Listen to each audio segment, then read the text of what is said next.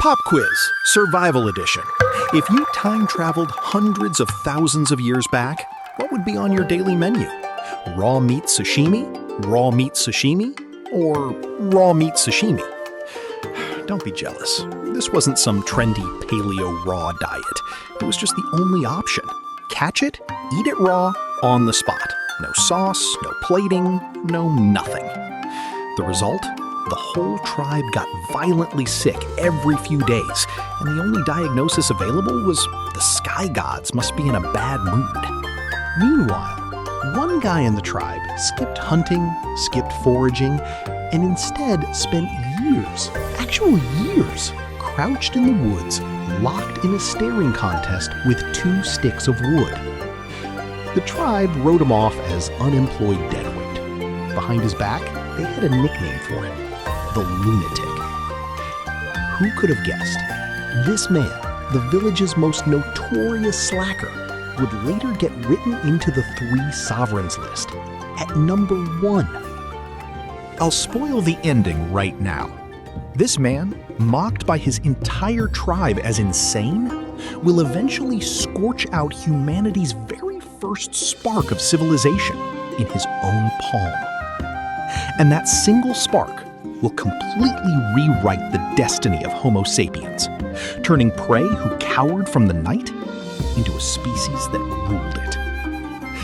How he went from tribal laughingstock to the first of the 3 sovereigns, that's the story I actually want to tell you today.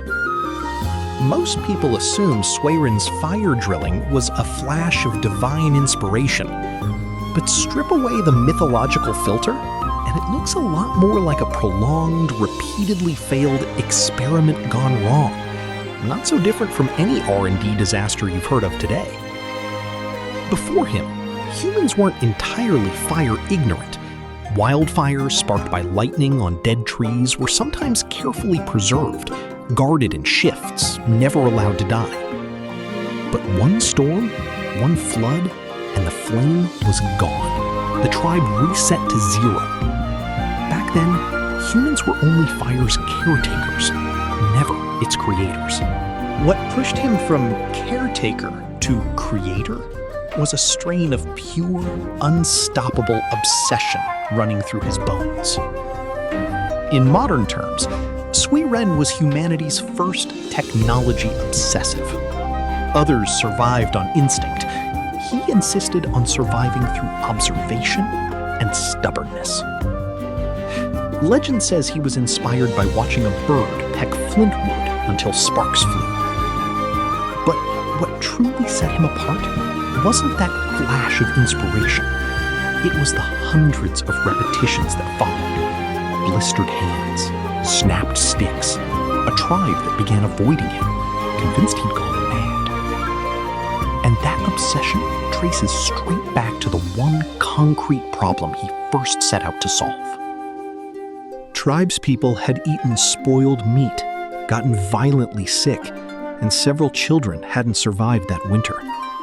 Crouched beside the small graves, one thought struck him. What if meat could be scorched before eating? Would that stop people from getting sick? No one supported him. The chief cursed him for neglecting his duties. Foraging and hunting were serious work. Staring at sticks wouldn't fill bellies. Suiren didn't argue. He just gripped his flintwood tighter and walked into the forest. His research had begun. First attempt, mimicking a woodpecker, he smashed the wood with stone all day, producing only splinters and bloody blisters, not even a wisp of smoke. Second attempt, striking 2 stones together, sparks flew, but died the instant they hit the ground. Not even dry grass caught. Passing tribesmen laughed at him, crouched there, banging rocks. Third attempt, propping the wood up high, letting the wind intensify the friction. It only wore down one corner of the stick, while his hands blistered first, leaving him unable to sleep from the pain. His wife couldn't bear it anymore. Eyes red, she pleaded, "The whole tribe says you've gone mad. Your hands are nearly ruined. Is it worth it?" Suiren said nothing for a long moment, then laid his bandaged hands gently over hers. You'll know if it's worth it the day the flame finally catches. 3 failures didn't break him. They pushed him, step by step, toward the dusk that would change everything. One rainy dusk, crouched beside a lightning-struck dead tree, he noticed a lingering trace of scorched warmth at the breakpoint. Suddenly, it hit him. The real key wasn't striking fire at all, but friction heat. That night, he fetched the driest flint wood, carved a spindle, braced the base, and spun it furiously between both hands. His palms tore open, blood mixing with sawdust, yet he seemed numb to the pain, grinding on and on. Finally, the sawdust began to smoke. Then, a faint spark leapt from the friction groove. But just as he thought he'd succeeded, a gust of wind blew through, and that newborn spark snuffed out with a snap. The onlookers scattered, muttering, "Told you he's crazy."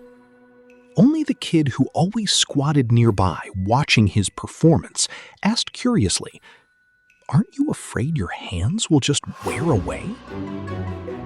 Suiren wiped his sweat. Hands wear away, but they grow back.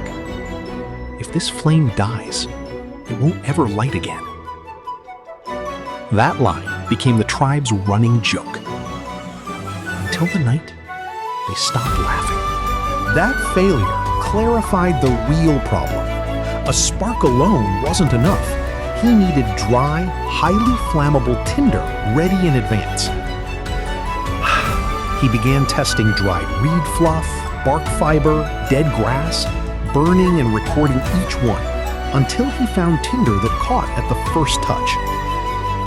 When he carefully guided the new spark onto that tinder and gave a gentle breath, orange flames surged up without warning. In that instant, everyone watching, even the chief who'd first cursed him, froze in stunned silence.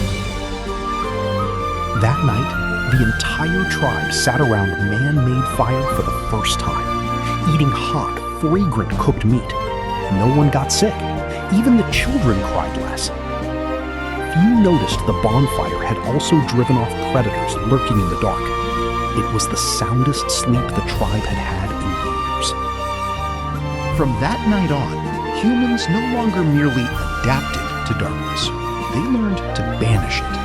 No longer merely hid from winter, they learned to fight it. That small flame would later fire hardened pottery, cook foods once inedible, and quietly light humanity's courage to walk out of Africa into colder lands. More importantly, cooked food digests far more easily than raw. The gut, once devoted to hours of chewing raw meat, could finally free up energy for another organ, the brain. Some scholars even argue that from this very bonfire onward, the human brain gained the energy budget to keep growing larger and more complex. One tiny spark quietly rewrote an entire species' evolutionary path. Later generations honored him as the first of the 3 sovereigns, naming him Suiren, not because he wielded divine power, but because he turned guarding fire, once left to fate, into a skill anyone could master. That patent has been passed down to every generation since. Let's go back to that pop quiz we opened with. Raw meat sashimi, raw meat sashimi, or raw meat sashimi? Well, you can put the menu down now. Because of one unemployed deadweight who spent years locked in a staring contest with 2 sticks of wood, that raw buffet got permanently taken off the table. That lunatic the whole tribe laughed at wasn't chosen by the gods.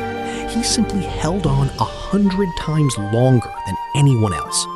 And it's exactly why, on the list of the 3 sovereigns, his name sits at number 1. Not some myth's afterthought, but the guy who actually earned the top spot. We no longer need to drill wood for fire. But what Suiren left behind was never just the flame itself. He left an attitude. When everyone around you says it's impossible, still choosing to grind that stick one more time. Next time you strike a match, take a moment to think. Behind that light stands a man everyone once called insane, staring down 2 sticks of wood until he changed the menu for an entire species.